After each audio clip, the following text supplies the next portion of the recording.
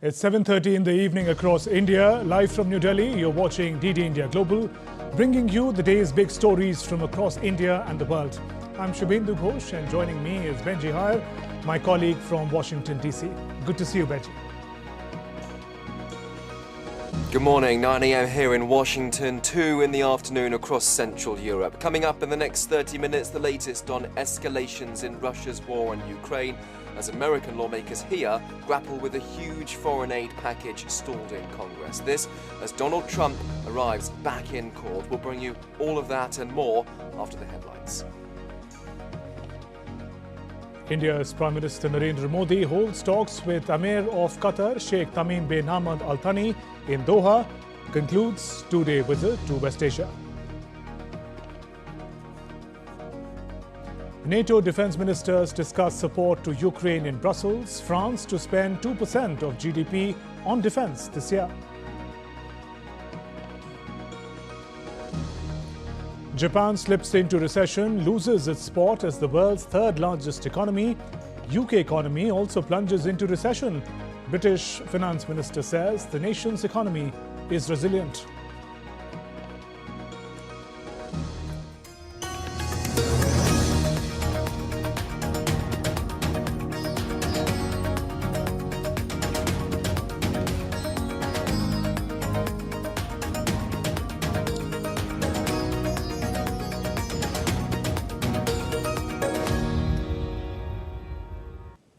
After wrapping up his three-day visit to the UAE and Qatar, India's Prime Minister Narendra Modi leaves for home. He held talks with the Emir of Qatar, Sheikh Tamim bin Hamad Al Thani, in Doha.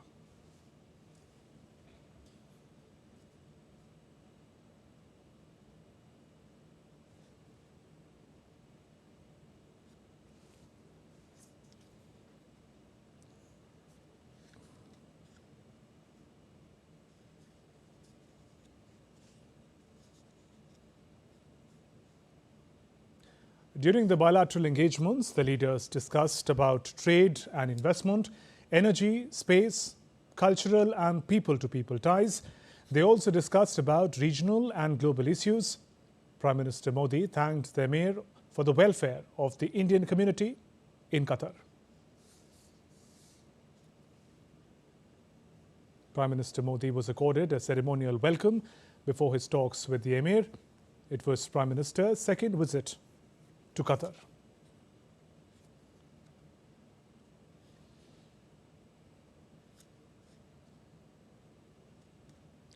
India's Ministry of External Affairs said Prime Minister Modi's talks with the Emir also covered issues such as regional security, cultural affinity.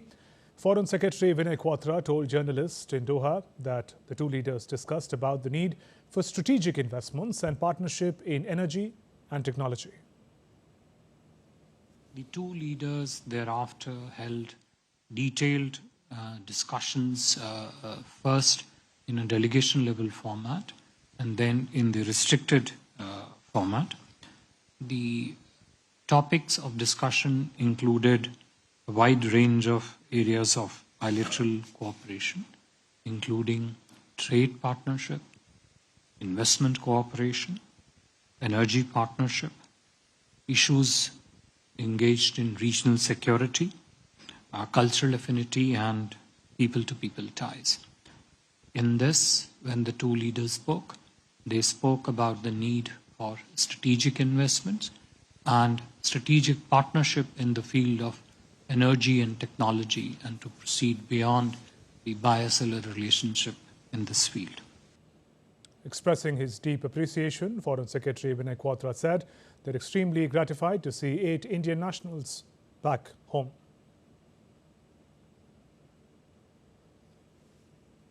Prime Minister thanked His Highness the Emir for his support for the welfare of the Indian community, and in this regard expressed his deep appreciation to His Highness the Emir for the release of 8 Indian nationals of Al Dahra Company. We are extremely gratified to see them back in India. Honorable Prime Minister invited His Highness the Emir to pay a visit to India.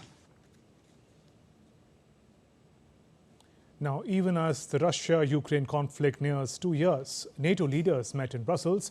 Benji Hayer is in Washington, D.C., gives us more on this and other stories making headlines around the world. Benji, it will be interesting to see how the West continues its support for Ukraine. Yes, NATO defence ministers continuing their meetings in Brussels to discuss that support. Ministers looking at industrial capacity, increased production of weapons and ammunition to help the war-torn country. This all according to Secretary-General Jens Stoltenberg, who will use this occasion to once more reiterate what he sees as a necessity to continued coordinated support for Ukraine in its ongoing fight against Russia. NATO's initiative comes as a direct response to Moscow's increasing cooperation with China, Iran and North Korea. We will take forward the decisions taken at the Vilnius summit last July to further strengthen our deterrence and defense. With new plans, improved command and control, streamlined logistics and strengthened air and missile defense. We will address our defense industrial capacity. We are ramping up production of much-needed weapons and ammunition for Ukraine's security and for ours. France will be among the nations that meet that NATO alliance target to spend 2% of its gross domestic product on defence per year. French Defence Minister Sébastien Lecornu confirmed the commitment during the NATO gathering. Secretary-General Jens Stoltenberg claims 18 out of the 31 members of that alliance are on track to meet the commitment. Since his election in 2017, the president has decided to double the French national defense budget. From a budget of approximately 30 billion euros in 2017, we will reach 69 billion euros, which means I can confirm to you that France will reach NATO's 2% of GDP target this year, 2024. D'obtenir ces 2%, même si c'est un sujet qui a l'air de passionner beaucoup de gens. British Foreign Secretary David Cameron and Polish Foreign Minister Radoslaw Sikorski have urged the United States Congress to approve an aid package for Ukraine, that during a joint news conference in Poland on Thursday. The two countries have been among Ukraine's strongest supporters in the ongoing war against Russia. US President Joe Biden's pushing the Speaker of the House of Representatives, the lower chamber of Congress, for a vote on the funding bill for Ukraine that's opposed by former President Donald Trump. Take a listen. I would like you to treat this as a joint appeal to the US House of Representatives and personally to Speaker Mike Johnson to put the aid package for Ukraine to a vote. Applaud what the EU's already done for Ukraine, but because of their strength and power in the world, we really do want to see Congress pass that money to support Ukraine economically, but crucially militarily in the months ahead. Meanwhile, a Ukrainian missile attack has hit Russia's southern city of Belgorod. At least 5 people were killed, 18 wounded as the missile strikes hit a local shopping centre. That's according to Russia's state-owned news agency. Russian authorities say 25 civilians were killed in the biggest of these attacks at the end of December.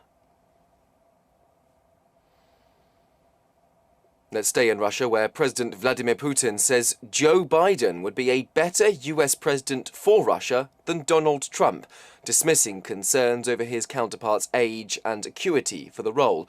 Asked in a state television interview to choose between Biden and Trump, Mr. Putin said the current American leader was more experienced and predictable, adding that Russia would work with any president who wins the trust of the American people. The Russian president's comments come a day after Biden accused Trump of having bowed down to a Russian dictator by telling Moscow it can do, quote, whatever the hell it likes to countries that don't spend enough on defence. Japan has lost its coveted spot as the world's third largest economy to Germany after its economy shrank for 2 quarters in a row. The recession in Japan's been attributed to weak domestic demand and a significant fall in the value of the yen, the country's GDP contracting by a worse than expected 0.4% in the last 3 months of 2023, compared to a year earlier. Now, some economists believe the first quarter of 2024 will also come out weak, in part due to negative impacts from a recent earthquake, as well as low production and exports. 日本経済自体が弱いので。 I think the fact that Japan fell to fourth place for global economic size is a more serious matter than people originally expected. The reason for the fourth rank slide is foreign exchange rate. In 2023, the average of the dollar-yen rate was 140.5 Japanese yen against $1 US. This indicates a historical weak yen, which makes the value of the yen weaker and a big reason why Germany overtook Japan. I think the next January-March GDP will also come out weak. One, because there are negative impacts from the NATO Peninsula earthquake that happened in the beginning of this year. I believe this would have also sort of impact on inbound tourism too. We also had an issue with automobile makers, which could influence other firms and see a decline in automobile production.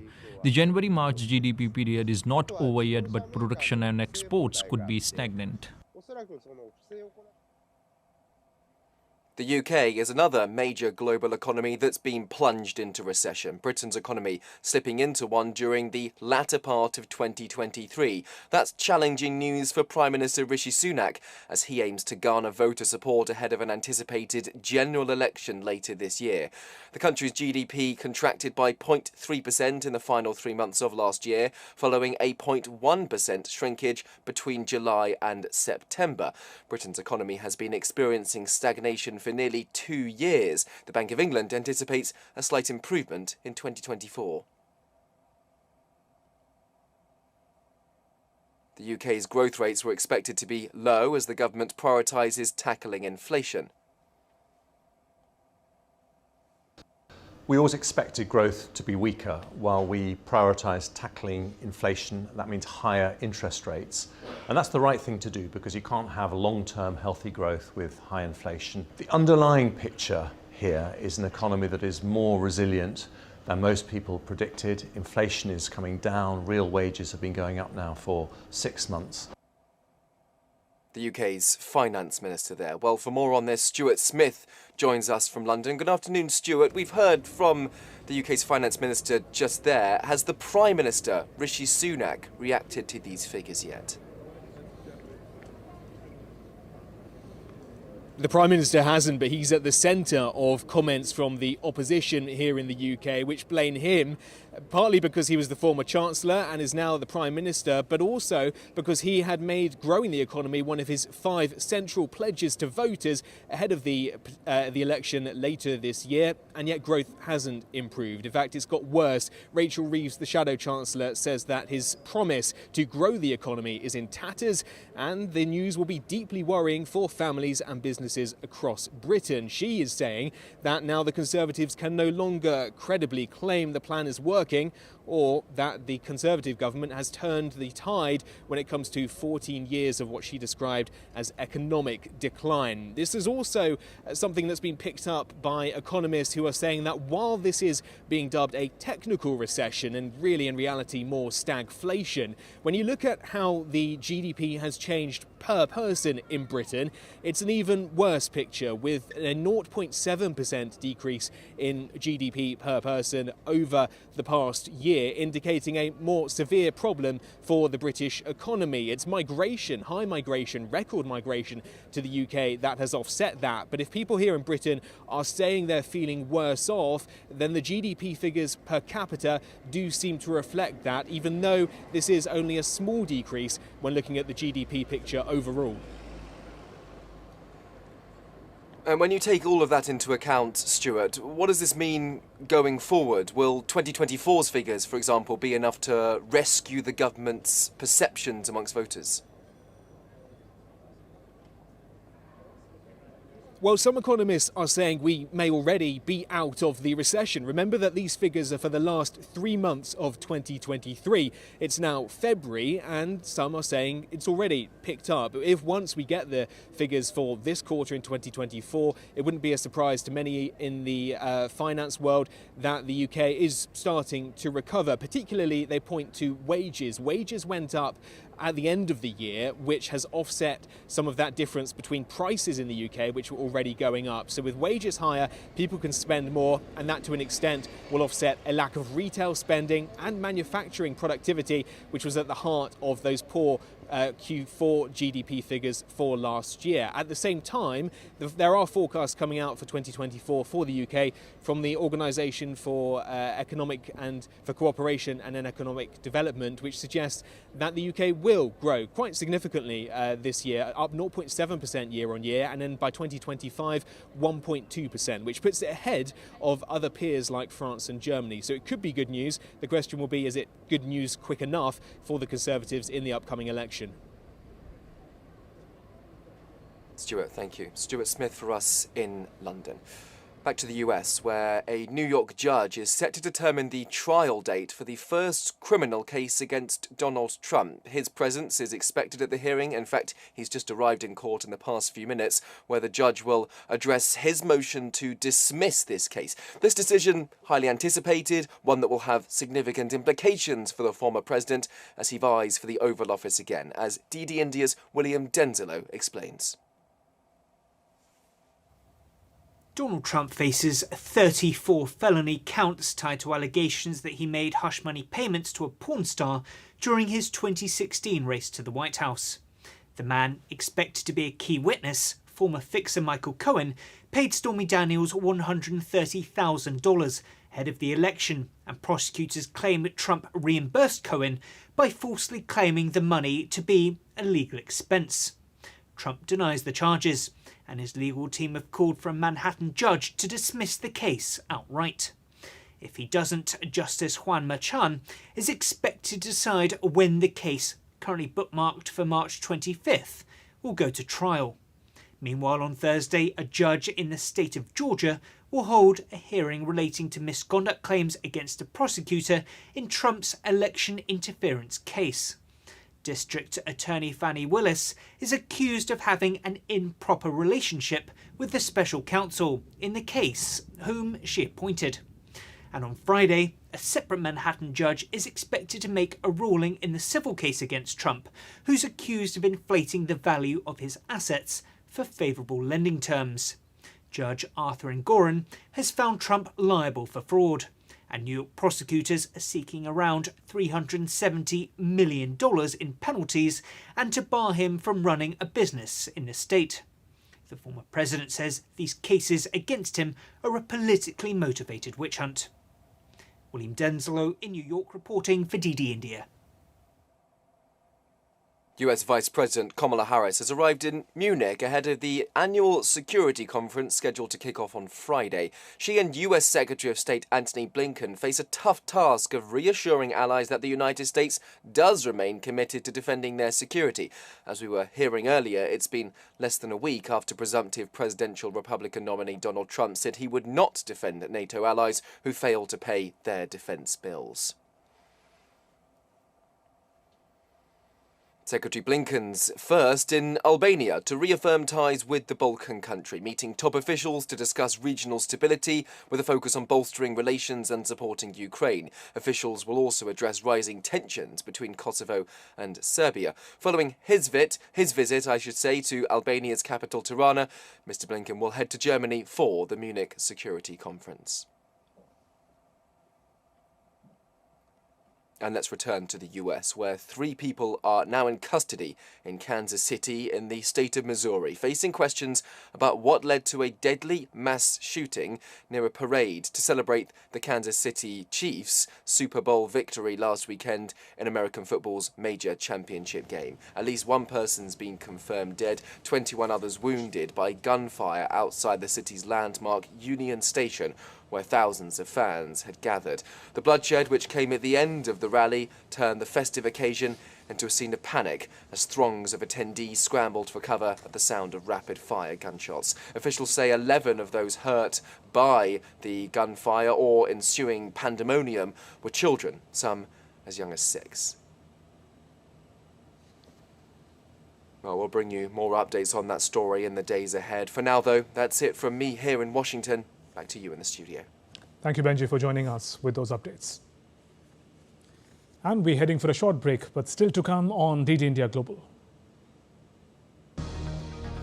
Amidst political uncertainty, Imran Khan's PTI nominates Omar Ayub as the prime ministerial candidate. A moon lander built by the US aerospace company launched from NASA's Kennedy Space Center in Florida.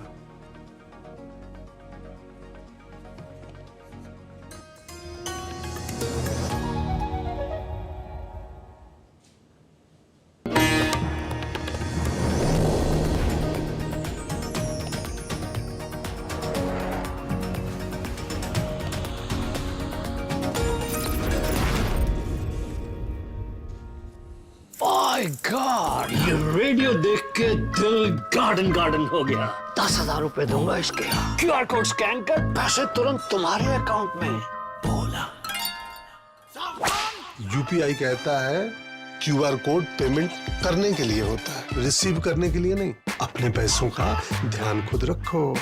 Good bye bad bye. I'll be back। आप भी ये जानकारी share करें और अपने आस-पास के भोले को बचाएं।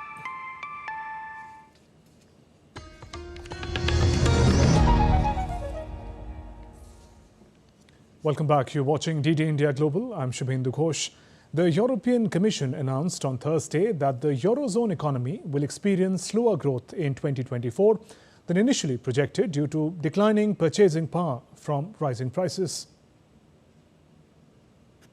The latest data confirmed that the EU economy barely expanded throughout 23, and prospects for the first quarter of 24 remain muted.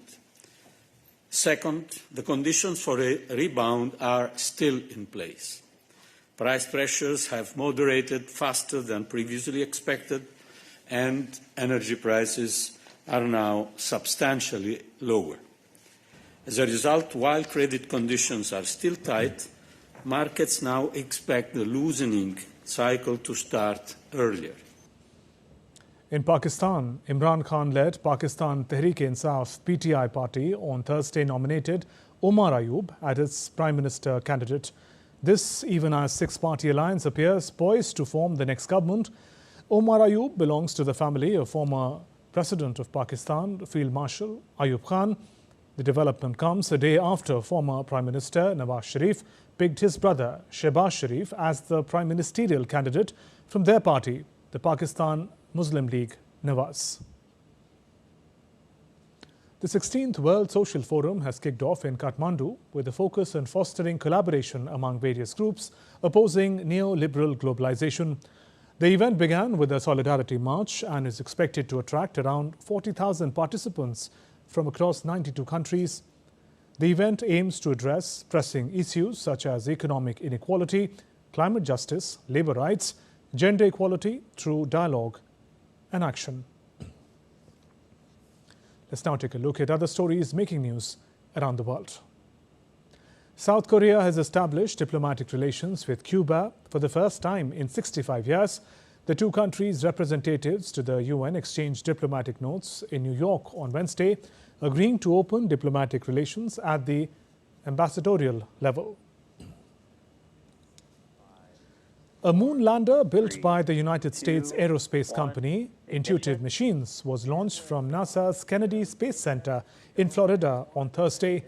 The company's Nova C lander, dubbed Odysseus, lifted off atop a Falcon 9 rocket flown by SpaceX on a mission to conduct the first US lunar touchdown in more than 50 years and the first by a privately owned spacecraft.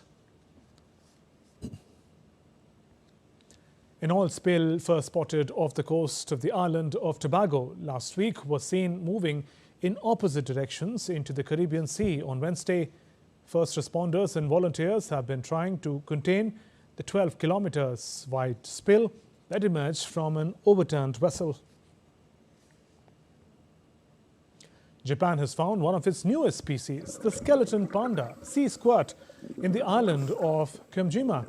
The microscopic sea creature measures about 2 centimeters and has a skeleton-like body structure with black spots that mimic a panda. In spite of strong global headwinds and trade disruptions via the Red Sea, India's merchandise trade deficit narrowed to $17.49 billion in January as exports edged up by 3.1%.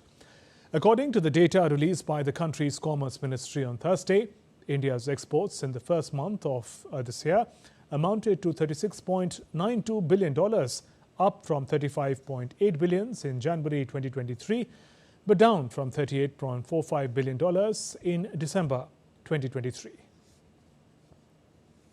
Chipmaker NVIDIA overtook Google parent Alphabet as the third most valuable US-based company.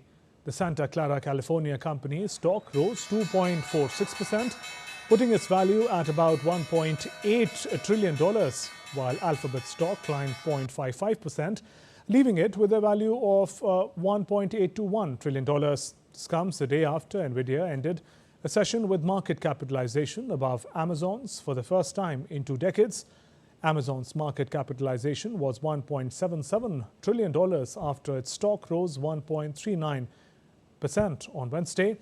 NVIDIA controls about 80% of the high-end artificial intelligence chip market that has boosted its stock price 47% this year after it more than tripled last year. And that's all for this edition of DD India Global. Let us know your thoughts on the news of the day. You can connect with us on Facebook, X and Instagram. You can also find us online on ddindia.co.in. We'll be back with more news as it breaks here on DD India. I'm Shubhendu Ghosh from all of us here in Delhi. Thanks for watching DD India Global. Namaskar.